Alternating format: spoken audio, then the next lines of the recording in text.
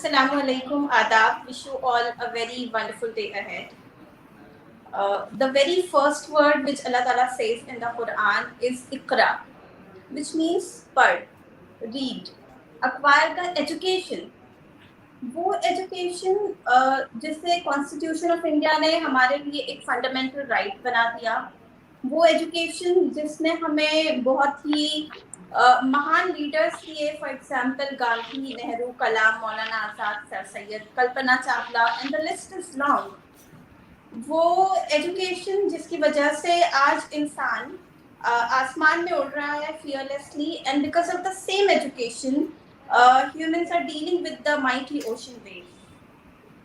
और same education की ही वजह से आज डॉक्टर्स जो है वो कॉम्प्लेक्स सर्जरीज को परफॉर्म कर पा रहे हैं, और साइंटिस्ट एंड इंजीनियर्स ने मिलकर जो मशीनें इजाद की हैं, जो इन्वेंशन हुए हैं, उसकी वजह से इंसानी ज़िंदगी 1000 टाइम्स ईजियर और फास्टर हो गई है।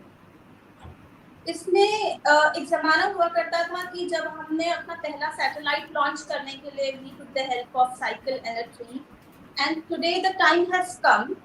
आज ये ज़माना है that we have NASA, ISRO, we have JAXA and the ESA, we are landing on the surface of moon. Education की वजह से आज दुनिया कम्प्लीटली सिविलाइज्ड, ग्लोबलाइज्ड और डिजिटलाइज्ड हो चुकी है।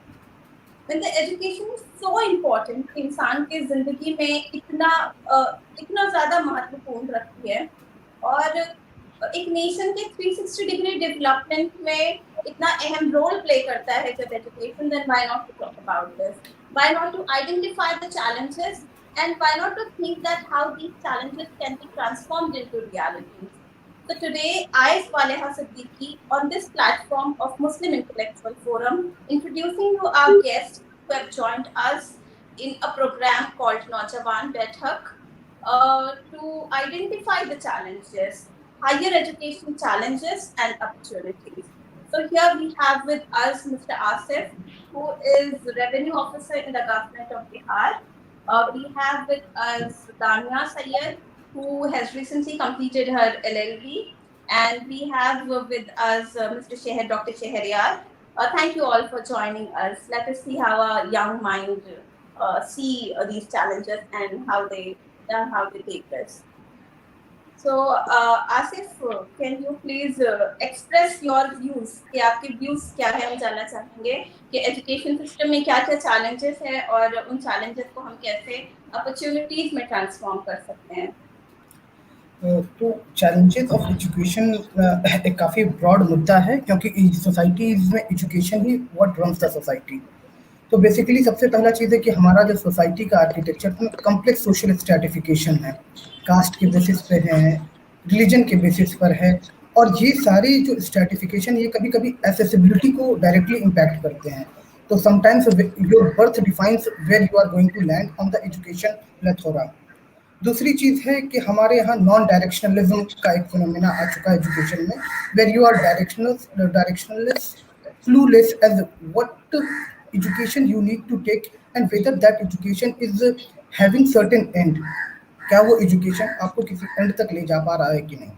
फॉर एग्जाम्पल, अभी एक बहुत ही वेल नोन फिनोमेना है which is called diploma disease, जहाँ lot of degrees are being accumulated by students in hope for finding a job. तो ये एजुकेशन का ये जो इकोनॉमिक पॉलिसीज और इकोनॉमिक एंड फिजिकल पॉलिसीज का जो एक डाइवर्जेंस हो रहा है rather than convergence with education policy, ये डायरेक्टली इम्पैक्ट कर रही है। तो इसका कन्वर्जेंस होना ज़रूरी है। तीसरा चीज़ इक्विटी के बेसिस पर है। आप रीजनल बेस इक्विटी देख लें एजुकेशन में, जो स्ट्रेटिफिकेशन की बात मैंने पहले की कि शायद किसी सर्टेन मेल सेक्शन में बायोलॉजिकल डिफरेंसेस जो है उसके बेसिस पर male are getting much privilege even in higher education और lower education. Transgender are totally excluded. Then online of religiosity, वहाँ पर भी अगर आप देखते हैं तो certain section of certain religional elites are getting too much accessibility of education while other are not. These are prominent challenges. Right. और इसके हाँ जी दानियाल, क्या हम आपसे जान सकते हैं कि आप क्या सोचती हैं कि हमारे एजुकेशन सिस्टम में क्या क्या चैलेंजेस हैं और कैसे उन्हें अपॉर्चुनिटीज में कन्वर्ट किया जा सकता है? Higher education is obviously very important क्योंकि it gives you a direction of your life. So I think this is one thing that I always think of is that एक guidance होना जरूरी है. Opportunities काफी होती है हमारे पास और opportunities का फिर भी एक way हम लोग को समझ आ जाता है by the way we grow up that there are a lot of opportunities. पर अगर इन opportunities के साथ guidance ना हो तो उसका कोई मोल ही नहीं है क्योंकि गाइडेंस के थ्रू ही हमें पता चलता है कि उन अपॉर्चुनिटीज को हम एक्सेप्ट कैसे करें and how do we go about it. तो आई थिंक इस पूरी चीज का यही है कि स्कूल एक नींव होती है जिसके थ्रू हमें एक गाइडेंस मिलता है. अगर स्कूल गाइडेंस नहीं देती है स्टूडेंट्स को कि किस हिसाब से आपको अपना करियर सिलेक्शन करना है, आपको अपने कॉलेज सिलेक्शन करना है, आप किस चीज में बेहतर हो, तो I think aptitude test counseling is very important in the very beginning of your school sections. Like you have to, I think there should be a need of having aptitude test of a counselor who makes you realize that आपकी interest of subjects ये है और आप future में ये कर सकते हो. Opportunities होना हमेशा opportunities रहेंगी, हर किसी के पास opportunities रहेंगी, पर अगर आपकी opportunities को proper guidance नहीं मिलता है through school, through teachers, through your own set of principles that your school gives you, तो I think उन opportunities का कोई मतलब नहीं है. तो very beginning directionless. Yes. It gets very directionless, and I think direction plays a huge role when it comes to providing for any career opportunities ahead. Also, coming back to what was said before, which comes to the sections of the society, which is whether it's a transgender or any backward class or rural areas, I think वो develop हो रहा है. क्योंकि अगर आप news पढ़े हैं और 2021 का सिचुएशन 2020 का सिचुएशन देखें तो students have a lot of time in hand to Google a lot of things, to understand a lot of things. और अभी एडवर्टाइजमेंट इतना हो गया एजुकेशन के आसपास कि आप घर बैठे बैठे डिप्लोमा कोर्सेज कर सकते हैं, घर बैठे बैठे छोटे मोटे कोर्सेज होते हैं वो कर सकते हैं.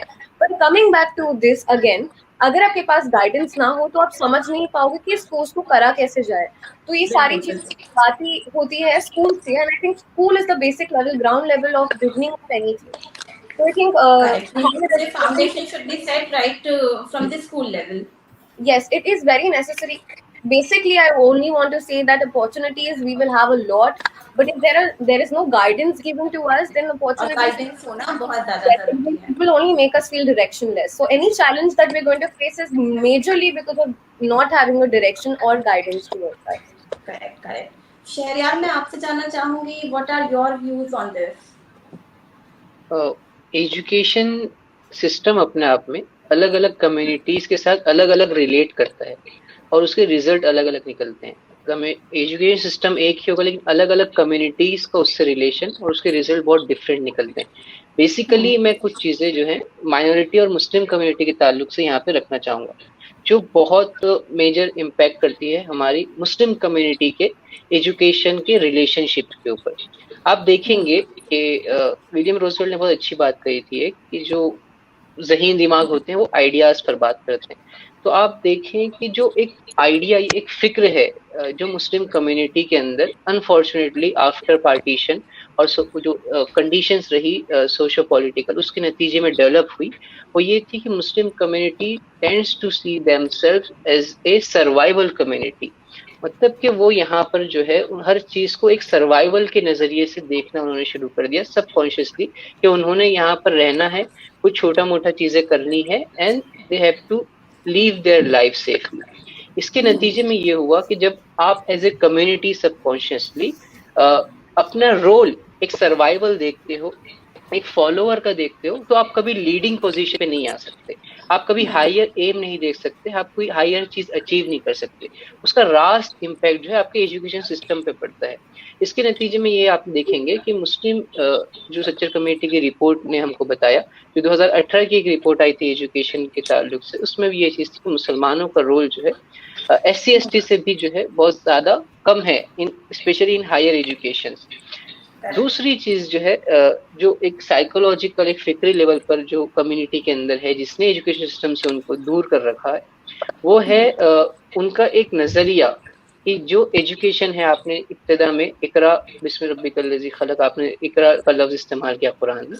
तो कुरान या जो मजहब में एजुकेशन को लेकर डिवीजन नहीं था, लेकिन बाद में जो है ज़माने में उसकी अंडरस्टैंडिंग चेंज होती गई, उसके नतीजे में एक दुनियावी तालीम हो गई और एक दीनी तालीम हो गई। इसका बहुत बड़ा असर जो है मुसलमानों की मेजॉरिटी लोगों पर इसका असर पड़ा। आप देखेंगे कि जो हमारा गोल्डन एज था उसमें इस तरह का डिवीजन नहीं था। तभी हमने देखा कि अल ख्वारिज़मी और जो father of algebra, father of surgery, father of modern medicine जो है, इस तरह के तमाम लोग जो हमको गोल्डन एज से मिले हैं, क्योंकि वहां पर इस तरह का डिवीजन नहीं था, तो एक साइकोलॉजी नहीं थी। वो जो है एजुकेशन को समझते थे, वो ये समझते थे कि हमको दुनिया को कंट्रीब्यूट करना है और इसलिए वो एजुकेशन लेते थे। आप देखेंगे कि अलजेब्रा जिन्होंने किया अल ख्वारिज़मी, वो ये कहते कि उनका वन ऑफ द इंस्पिरेशन ये था कि वो ज़कात के जो मॉडल है उसको कैसे ज़्यादा लोगों को अवेल करा सके, उसके नतीजे में उन्होंने इक्वेशंस है अलजेब्रा बनाया। तो ये एक बहुत छोटी सी एग्जांपल है। तो ये दो बहुत बेसिक पॉइंट्स हैं जो आइडियोलॉजिकल लेवल पर कम्युनिटी को एड्रेस करते हैं। तीसरा पॉइंट जो है वो सोशो इकोनॉमिक कंडीशन का है, जो उनका रिलेशन एजुकेशन से डिफाइन करता है। ये तीन तो एक फर्स्ट स्टेज हो गई। अब एजुकेशन सिस्टम पे हम आगे इंशाल्लाह बात करेंगे इस ताल्लुक। Asif, I would like to come to you. हमारी इस सोसाइटी में, हमारे एजुकेशन सिस्टम में कमर्शियलाइजेशन एक बहुत ही बड़ा मुद्दा बन चुका है। फॉर एग्जाम्पल, इसकी वजह से जो poor section of the society है, they are getting impacted very poorly. So जिसकी वजह से जो ड्रॉप आउट रेट्स है वो भी कहीं ना कहीं तेजी से बढ़ रहा है। So how do you see this challenge of commercialization? See, commercialisation और एजुकेशन का यहाँ तक ताल्लुक है वो कैपिटलिज्म से है। और इस पर एक बहुत बड़े इंटेलेक्चुअल थे अडोर्नो, उन्होंने कहा था, इन्होंने वॉल्ट डिज्नी को सबसे डेंजरस मैन ऑफ अमेरिका कहा था। क्यों कहा था? क्योंकि वो कैपिटलिज्म को बच्चों की साइकोलॉजी में इन्फ्यूज कर रहे थे। Why capitalism was such dangerous? क्योंकि कैपिटलिज्म सिर्फ एक सिंगुलर वैल्यू को प्रमोट करता है, उसका सिंगुलर वैल्यू सिर्फ प्रॉफिट है। ना जब प्रॉफिट ओरिएंटेशन किसी भी माशरे, किसी भी इंस्टीट्यूशन का होगा, तो they will just produce a single value, just you need to be oriented towards profit. आपका वहाँ पर ह्यूमनिज्म नहीं रहेगा, आपका एम्पैथी खत्म हो जाएगा, आपका जो सोशल फैब्रिक को जो कोहेशन है, वो ग्लू जो लोगों को बांधता है, वो खत्म हो जाएगी। तो इसका काउंटर हमारे इंडियन स्ट्रगल में काफ़ी अच्छे लोग रहे हैं, चाहे Indian struggle prior to Indic values में, चाहे बुद्धा हो गए हों, गांधी जी हो गए हों, या रविंद्रनाथ टैगोर जी हैं। ये लोग ने एक होलिस्टिक एजुकेशन की बात की थी, ह्यूमनिस्टिक एजुकेशन की, जहाँ पर एक टोटल डेवलपमेंट ऑफ ह्यूमन हो। हाउसएवर अभी फ्रैंकली अगर बोला जाए, मैं स्टूडेंट हूँ सोशियोलॉजी का भी एक तरह से, तो उसमें बोला गया साफ तौर पे कि कैपिटलिज्म का जो प्रिंसिपल है उसको डायरेक्टली आप काउंटर नहीं कर सकते, क्योंकि ग्लोबलाइजेशन ने ऐसा एक आर्किटेक्चर सिस्टम का ऐसा आर्किटेक्चर बना दिया है कि you can not fight with it onslaught, क्योंकि ये प्रोडक्शन से डायरेक्टली रिलेटेड है और प्रोडक्शन इकोनॉमी से आपसे रिलेटेड। पूछेंगे कि ये कमर्शियलाइजेशन को, तो कमर्शियलाइजेशन को काउंटर, उसके वैल्यू को काउंटर करना पड़ेगा। उसका प्रॉफिट का जो वैल्यू है उसको छोटे लेवल के जो इनफॉर्मल इंस्टीट्यूशन होते हैं, जहाँ पर हमारी फैमिली आती है, वॉलंटरी ऑर्गेनाइजेशन लाइक एनजीओ, ये सब आती है, इनके थ्रू एक इनकलकेटिंग बिहेवियर हमको अपने बच्चों में प्रोड्यूस करना पड़ेगा, जहाँ पे एम्पैथी हो, इंट्रोड्यूस हो, जहाँ पर एक सोशल फैब्रिक का जो माशरा है कि नहीं हिंदू मुस्लिम भाई भाई हैं, या है ना अबाउट, या जेंडर के बेसिस पर जो एक पैट्रियार्कल माइंडसेट है, ये सभी को अगर बेसिक लेवल पे हम लोग अगर ये सप्रेस करने में अगर कामयाब होंगे, देन वी कुड फर्दर हम लोग चैलेंज कर सकते हैं ये टोटल कमर्शियलाइजेशन ऑफ एजुकेशन को। और इसी से आपको बाकी सभी जितने प्रॉब्लम है, चाहे वो ड्रॉप आउट की इशूज हों, बाकी जितने इंटर रिलेटेड प्रॉब्लम, सभी सॉल्वेबल होंगे।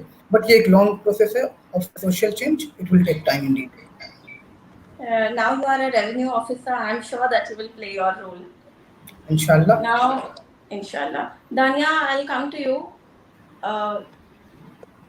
हमारे एजुकेशन सिस्टम में एक बहुत बड़ा मुद्दा ये है कि जो डिक्लाइनिंग क्वालिटी ऑफ एजुकेशन है, हम देखेंगे कि जो हमारे स्कूल में, हमें स्कूल और कॉलेजेस में हमें जो किताबें पढ़ाई जाती है, उसमें जो सिलेबस होता है वो एक डिफरेंट होता है। And then when we are actually in the field, when we go for the job, when there we see के वहाँ पर एक एंटायरली अपडेटेड दुनिया होती है, और फिर हमें वहाँ के अकॉर्डिंग से अपने आप को ढालना पड़ता है। We need to learn new things so that we can become, so that we become eligible for that particular job. And also it is witness कि हमारे इंडियन जो स्टूडेंट्स है, हायर एजुकेशन के लिए वो फॉरेन यूनिवर्सिटीज में जाना ज़्यादा पसंद करते हैं। सैकड़ों एग्जाम्पल्स हैं। तो ऐसा क्या है हमारे एजुकेशन सिस्टम की क्वालिटी में, ऐसा क्या लैकिंग है that we are not being able to provide them and they are being forced to move abroad for that? So how to address this quality issue? Okay, starting with the fact that practical basis पे जो पढ़ाई होती है, मतलब practicality जब आती है तो थ्योरी बिल्कुल काम नहीं करती, मतलब उस तरीके से काम नहीं करती जैसे हम सीखते हैं। क्योंकि as a lawyer I can tell you for a fact that जो मैं पढ़ती हूँ वो लिटिगेशन में प्रैक्टिकलिटी बेसिस पर सिमिलर नहीं होता है। And a lot of times जैसे ठीक है, if I am lucky enough to be in a college जहाँ पर प्रैक्टिकल बेसिस पे मुझे सिखाया जा रहा है कि कोर्ट में जाकर कैसे बोलना है, क्या बोलना है, तो आई एम लकी इनफ। बट बहुत कॉलेजेस होते हैं, यूनिवर्सिटीज होते हैं जहाँ पर स्टूडेंट्स को उस तरीके का एक्सपोजर नहीं मिलता कि आपको इस तरीके से, एक एथिक्स होते हैं, एटिकेट्स होते हैं कॉलेजेस में, वो सिखाया नहीं जाता है। That I think becomes a lot of it gives a lot of challenge to the student, because when you have to enter the real world is very different. The job criteria becomes really, the job entirely becomes very difficult for you if you do not have exposure towards how do you go about the work process. And honestly ये तो हमेशा होगा, चाहे ये चीज है कि practical world बहुत डिफरेंट होता है, और चाहे आपने काफी प्रैक्टिकल नॉलेज भी गेन कर लिया हो कॉलेज में, आई थिंक वो फिर भी डिफिकल्ट हो जाता है। एंड क्योंकि कई बार कॉलेजेस में सिखाया नहीं जाता, तो एक कॉन्फिडेंस के लिए कॉन्फिडेंस बूस्ट नहीं मिलता है, तो वो एक रिस्ट्रिक्शन बन जाती है। अ lot of people don't even overcome that. A lot of people do not go to work because they think कि उन्होंने डिग्री तो पा ली है, but how to go about it is something that they did not learn in colleges. I think वो majorly India में होता है। ये एक चीज है। अगर प्रैक्टिकल बेसिस में हमारे कॉलेजेस में, हमारे स्कूल्स में हमें नहीं सिखाया जाता है कि क्या होता है exactly, how do you function, how do you use the Google also for that matter, how do you use Google for researching for your projects, how do you build up, make presentations, बहुत कम जगह होता है ये सब जिस पे ध्यान दिया जाता है। और majorly I think students go abroad also because the kind of environment we have in India is very different. I think a lot of heat is given to the fact that you obtain a degree, get your CV, have a list of experiences, but ये एक चीज होती है जो placements होते हैं, placements India से बेहतर स्टूडेंट्स को लगता है फॉरेन कंट्रीज में मिलते हैं। और एक आइडियोलॉजी बैठ चुकी है स्टूडेंट्स में कि इंडिया में शायद इतनी जॉब अपॉर्चुनिटीज ना हो, इस डिग्री में मैं वहां जाकर बेहतर कर पाऊँ। प्रैक्टिकलिटी की तरफ से सोचे तो लोगों को ये लगता है कि इंडिया में इतनी अपॉर्चुनिटीज नहीं है, जॉब अपॉर्चुनिटीज, इसी डिग्री में मैं शायद बाहर जाके मास्टर्स कर लूँ और वहीं पे सेटल हो जाऊँ, क्योंकि वहाँ पे शायद प्लेसमेंट्स अच्छे हैं, वहाँ पे जॉब अपॉर्चुनिटीज अच्छी है। तो आई थिंक है काफी अच्छी यूनिवर्सिटीज हैं जहाँ पर प्लेसमेंट्स अच्छे हैं, तो जितना प्लेसमेंट्स अच्छा प्रोवाइड करो, जितना प्रैक्टिकल बेसिस पे बच्चों को ब्रश अप करो एक डिग्री कॉलेज में specially, so I think it really helps students to stay back in India and actually build a career. अगर वो कॉन्फिडेंस कॉलेज नहीं देगा, टीचर्स नहीं देंगी, प्रिंसिपल नहीं देंगे, और एक बूस्ट नहीं देंगे अपने स्टूडेंट्स को, एक वे थ्रू नहीं दिखाएंगे, गाइडिंग लाइट नहीं बनेंगे, तो शायद ये हमेशा एक रिस्ट्रिक्शन बन ही जाएगा। I think it's very important to have that connection with your college, and the college should also make the environment as such कि आप बात करें तो आप समझाएं कि आपका ये exactly आपको ये चाहिए कॉलेज से। Placement basically is very important, and that's about it. ठीक है। और शहरियार, हम आपकी तरफ आते हैं। हमारी सोसाइटी में एक बहुत बड़ा चैलेंज है जिसे मैं कहूँगी कि द प्रॉब्लम ऑफ 4 A's, जो affordability, availability, accessibility and awareness. ये जो चैलेंज है, डू यू थिंक कि technology to some extent has addressed this problem, और देयर एग्जिस्ट अभी भी वो डिजिटल डिवाइड बना हुआ है और रूरल अर्बन डिवाइड अभी भी बना हुआ है? What do you think about it? Yes, I was saying it is कि ये एक ऐसा सवाल है जिसका जवाब हमको बहुत ज़्यादा खुलकर इस कोरोना पेंडेमिक ने दिया है। हम देखें कि इंडियन पॉपुलेशन की तकरीबन 65% जो पॉपुलेशन है वो अभी जो है रूरल में, विलेजेस वगैरह में रहती है, और उसके अलावा जो है वो अर्बन पॉपुलेशन और सबअर्बन पॉपुलेशन है। इसके बावजूद, और टेक्नोलॉजी का हम जो सिटीज़ में एक पूरा रेवोल्यूशन देखते हैं, इसके बावजूद भी इवन जो टैबलेट्स हैं, जो एंड्रॉयड फ़ोन्स हैं, उसकी अवेलेबिलिटी का बहुत बुनियादी इशू है। और ये इशू जो है पेंडेमिक में बहुत खुलकर सामने आया है। तो पहले ही जो इशू आ गया हमारे सामने वो अवेलेबिलिटी का आ गया। Even in pandemics city like Mumbai, bank, they are not able to provide education. हालांकि ये ऐसी सिटी जो इंफ्रास्ट्रक्चर के मामले में, जो टेक्नोलॉजी के मामले में बहुत आगे हैं, के बावजूद भी वहाँ की बड़ी पॉपुलेशन इस वक्त एजुकेशन को नहीं हासिल कर। So there is a very big crisis of availability, especially in this pandemic, for education, for primary and secondary level, because people don't have gadgets, they don't have mobile, they don't have accessibility, and it's really making a big difference. एक खलीज पैदा हो रही है economic class की और एक elite class के दरमियान। तो ये बिल्कुल एग्जिस्ट करता है और इसको डिफरेंट एनजीओज के जरिए से और गवर्नमेंट की स्ट्रेटेजी के जरिए से एड्रेस किए जाने की जरूरत है। बिल्कुल बिल्कुल ठीक है। मैं आना चाहती हूँ आसिफ की तरफ। Asif, there is a saying that educating the mind without educating the heart is no education at all. तो अक्सर हम ये देखा गया है कि हमारी जो इंडियन एजुकेशन सिस्टम है, जो यूनिवर्सिटीज कॉलेजेस हैं, वो एक बहुत अच्छा एक ह्यूमन कैपिटल, ह्यूमन रिसोर्स को प्रोड्यूस कर पा रहे हैं। They are generating the very good mind, very brilliant mind, but then at the same time जब हम देखें तो they are failing miserably to impart a value system in the same human. For example empathy, sympathy, the objectivity and the honesty जो है वो नहीं देखी जा रही, क्योंकि we are seeing that the cases of fraud and the cyber security and the criminal cases and the cases of corruption are rising high in the society. So how do you see this challenge and how can this be addressed? ये basic जो education का तो मुद्दा है, आपने जो भी बोला, करप्शन हो गया हो, लोगों में एम्पैथी की कमी जो आ गई है, ये एजुकेशन का। Can you please be a little loud? Okay, am I audible enough?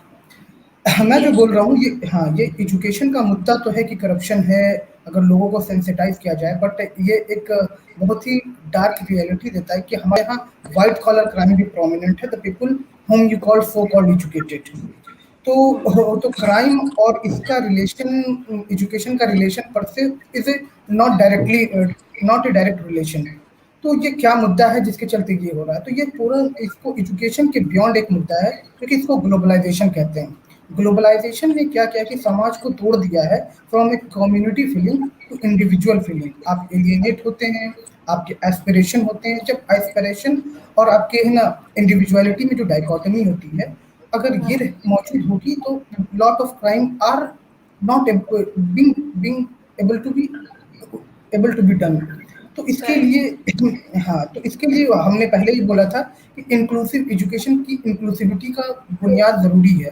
ये इंक्लूसिविटी की बुनियाद हम छोटे ही लेवल पे डाल सकते हैं। जब हमारे बच्चे बड़े हो रहे हों तो फैमिली जो हो भी, छोटे-छोटे काफ़ी सारे ऑर्गेनाइजेशन है, लाइक मैड है, तो ये सारी एजुकेशन में जितने भी लोग हैं जो अभी यंगस्टर हैं जिनको जॉब हो गई, तो they try to take out their free time and teach this students. वहाँ पर बच्चों में भी इंथुजियाज्म आता है, मतलब जो बंदे जो एलियनेट हो रहे हैं, लोग जो एलियनेट हो रहे हैं, स्पेशली जॉब प्रोफेशनल, उनको भी एक sense of being, sense of belongingness मिलती है। तो ये छोटे छोटे माइक्रोस्कोपिक इंटरेक्शन जो होते हैं, इसके थ्रू ही हम ये बड़े टिपिकल चैलेंजेस को हम काउंटर कर सकते हैं। और इसमें आर्किटेक्चर जी, इसमें मैं एक और चीज़ ऐड करना चाहूँगा कि आर्किटेक्चर ऑफ एजुकेशन इस तरीके से एजुकेशन का डिज़ाइन है कि वो सर्टेन सेक्शन ऑफ सोसाइटी को सर्व करता है। प्रोमिनेंटली बोलते हैं इसको हैव, जिनके पास होता है उनको सर्व करने के लिए बनाया जाता है एजुकेशन। इस काइंड ऑफ एजुकेशन को हम लोग इंडिक एजुकेशन से हम लोग रिप्लेस कर सकते हैं, जहाँ पर इंडिक वैल्यूज हो, द आइडिया ऑफ कर्मा हो, काम करने का कर्मा हो, कि आप जो भी काम कर रहे हैं उसमें वो श्रद्धा रखें।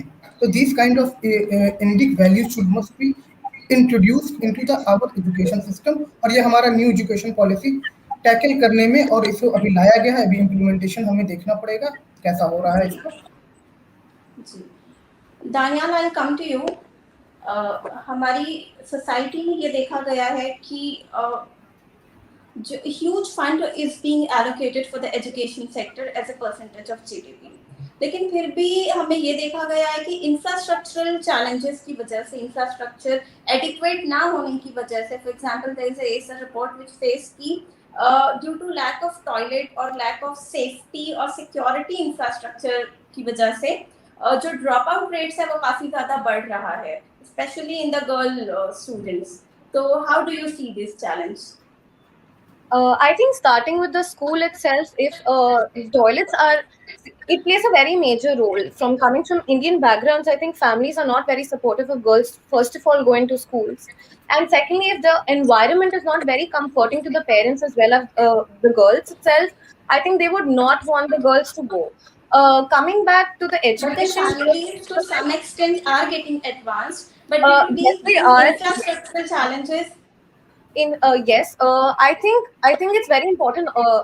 They look at the laboratories, they look at the auditoriums, they look at the entire infrastructure of the school, the colleges, to send the students. Also, as a person who's doing law right now, and if I tend to go for masters, I think I would go for a college which provides me with a safe environment, an environment where I think the environment is basically very hygiene friendly, or even at the point where I think the society has to be clean enough, it has to be inviting towards the students. And especially as a girl child, I have seen around me, at least in Mumbai, I have seen the society is pretty much clean, hygienic, and also the families have been supportive. But if you go to see the rural areas, I think electricity is a problem majorly over there. Electricity is one reason why a lot of students do not go to school. I don't think the parents are supportive enough to go to school, and I don't think as a student I would be able to sit throughout 6 hours of school, not having electricity or having major, I think, blackouts in the schools. I think it's really important that the infrastructure has to play an important role also, because the teachers also want an environment where the students are paying attention to them. All of this revolves around comfort, and if there's no comfort, I don't think education is possible somewhere. If you are not correct, comfortable at a place, yes, if you're not correct, comfortable at a place, I don't think you have the mindset to be there. right, You're there physically, but you're not there mentally. I think that's very much important. important, right. Shahriyar मैं आपकी तरफ आना चाहूंगी. uh, there are in our society there are various section of students. Slum students hai, tribals hai, we have transgenders, we have specially able students, but we also have witnessed that our education system उनको उनका role उनका जो our education system is not being inclusive towards them. So हम इस चीज को किस तरह से एड्रेस करें कि हमारा सिस्टम जो है वो इन लोगों के लिए भी इंक्लूसिव हो जाए. बेसिक यहाँ पर जो हमको फंडामेंटल काम करना होगा कि हमारे घरों से, हमारी स्मॉल सोसाइटी से इसकी चेंज की शुरुआत.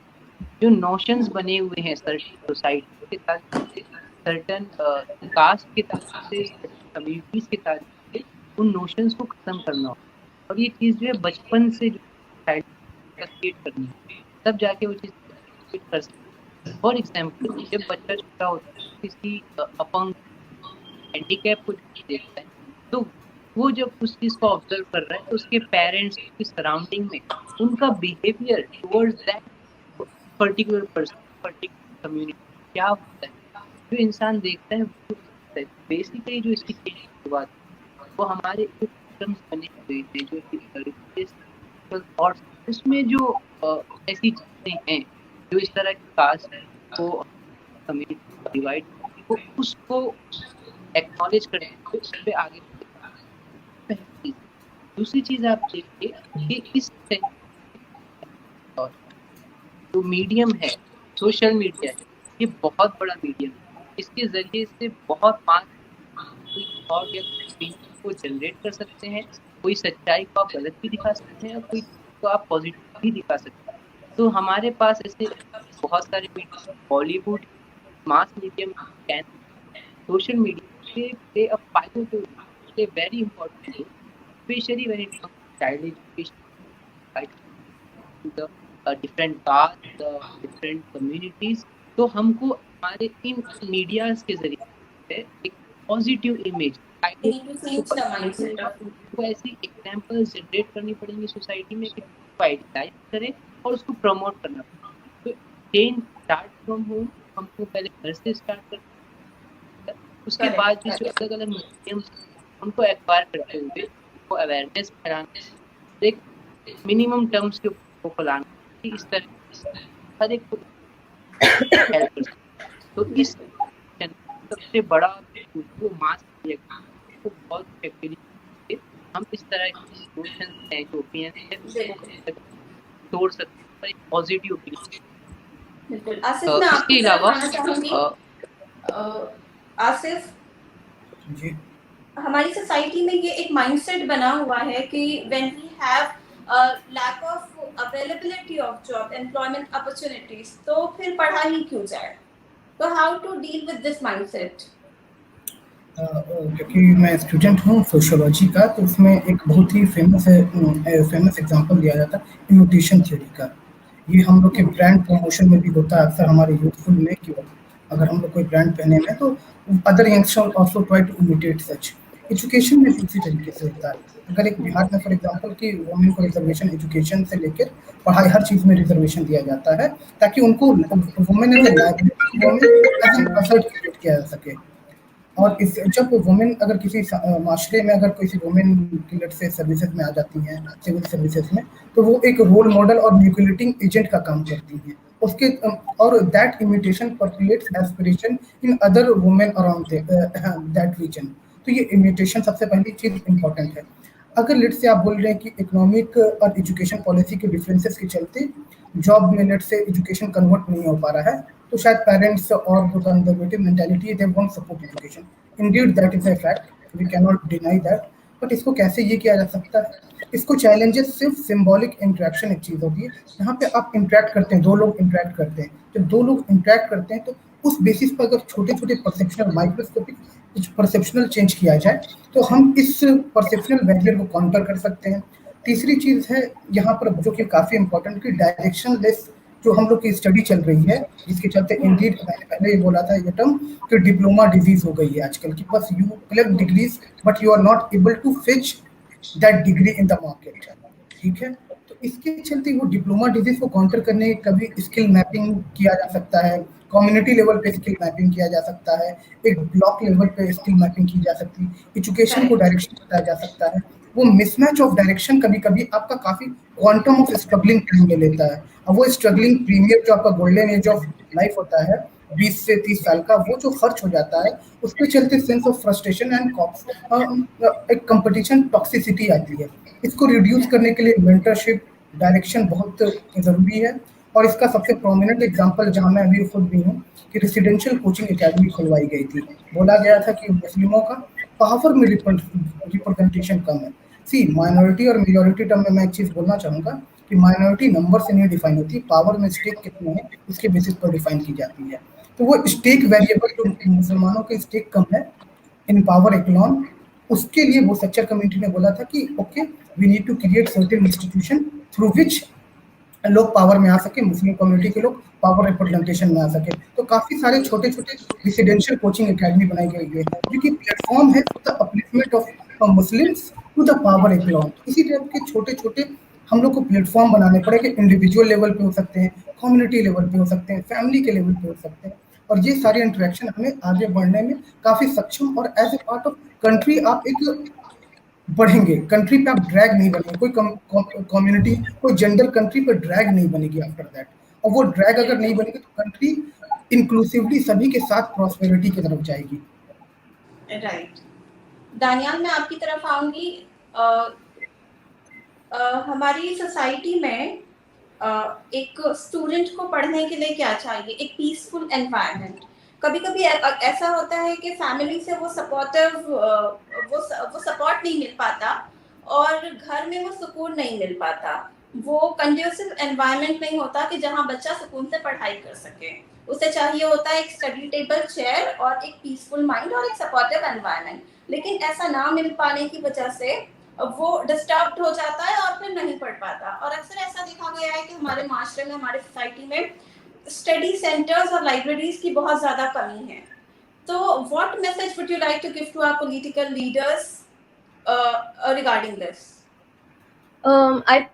Like I said before, I think it's really important that everything happens and every change begins in the schools itself. there is a necessity of having libraries. There's a very much necessity of having counselors in schools, because any issue that a child faces, the comfort that he doesn't share at home, he might be able to share with the counselor. And obviously the counselors have been trained to give that comfort to the child, to make Right. him believe that when he comes back to school, he's in a safe environment. And as we grow up, we learn, we understand that when we go out in the future, to take any opportunity, any career opportunity, it's not necessary that we really need our parents to be around, because एक mindset बन जाता है बच्चों का कि अगर माँ बाप नहीं सपोर्ट करे तो हम नहीं कर पाएंगे. But thankfully, living in this generation, we have a lot of things to ourselves online. We have diploma courses and we have so many other courses. There are free courses given, there are scholarships given to students, and I think it is the best time to be alive, like we say as students, that we have a lot of opportunities. And I think we should always be thankful to NGOs around us. NGOs have been like a guiding light to us. NGOs have been providing the study materials to students, have been possibly, I have seen a lot of NGOs providing mental health awareness right now, which is very much necessary. Because as student, I would say that if I'm facing any difficulty, it's really important for me to focus on my health, which is physical or mental, to be able to perform well. It becomes a barrier, honestly, whether even you're in school or if you're in college or if you're an adult working 24/7. Your mind needs to be a calm space, and for that, I think a lot of counselors are there. And I think एक awareness होनी चाहिए schools में that it's mental health should not be a stigma. एक barrier बन चुका है कि लोगों को लगता है कि mental health के बारे में बात करना ही एक बहुत बड़ी problem होती है, that you need doctor's help. No, on a low level, you can start talking to friends, you can start talking to family. If your family is not supportive, there are always counselors available, and it should be happening from ground level. I think that is something that I say again and again, that एक school के माध्यम से ही आप सीखते हो, and it should be starting with the first level, which is school. इसलिए counseling is very important. Aptitude tests are very important. That is why this is very necessary, to have a counselor who guides the students, makes the environment very comfortable, and I think that's about it. And do you think that libraries and study centers should be there in our society? Yes, it's very important. I think reading should be not forced upon students. Reading is something that students should like doing. This is something that I have learned as a law student.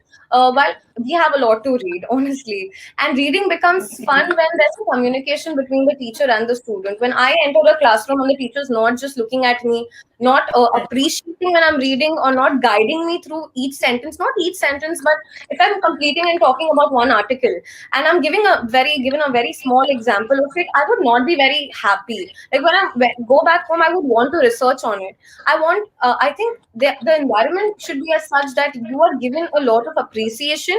And when it comes to reading, एक environment होना चाहिए libraries में भी, students को एक period था हमेशा school में that the students were sent to the library, but it was very forced. I think it should be made a little fun when it comes to school level and college level. Libraries are always open in colleges for us to go and research about it, because अभी तो सारी चीजें online हो गई है, libraries को कम importance मिलता है, but at the same time, I think libraries are very important in schools and colleges. There is grave need of libraries in our society. Yes, it is very much. There's a saying that एक country को destroy किया जा सकता है even without using weapons. कि अगर हम वहाँ का जो education system है, वहाँ के education system के क्वालिटी को, उसके मियार को अगर गिरा दिया जाए, एजुकेशन की क्वालिटी को अगर गिरा दिया जाए, तो वहाँ उस नेशन को डिस्ट्रॉय किया जा सकता है इवन विदाउट यूजिंग वेपन्स. तो मैं being a responsible citizen, being true nationalist, क्योंकि नेशनलिस्ट अपने आप को कहना सिर्फ it is merely not an idea but it is a subjective realisation कि हम अपनी ड्यूटीज को फुलफिल करें. So it is the responsibility of all of us, the responsibility of you and I, कि हम इस स्टेप्स को, इस चैलेंजेस को, ये जो थ्रेटनिंग चैलेंजेस हैं, इन्हें एड्रेस करें और हम एनालाइज करें कि हम किस तरीके से इस चैलेंजेस को अपॉर्चुनिटीज में कन्वर्ट कर सकते हैं, सो दैट हम एक सस्टेनेबल, अफोर्डेबल और एक एक्सेसिबल एजुकेशन जो है हमारे नेक्स्ट जनरेशन के हवाले कर सके. So here we touched upon some of the major challenges that is concerning not only India but the entire globe, and I hope that we all will be addressing that, and we are open to your valuable feedback, comments, and your genuine criticism. Thank you once again, all of you, for joining us and sharing your valuable time. Thank you.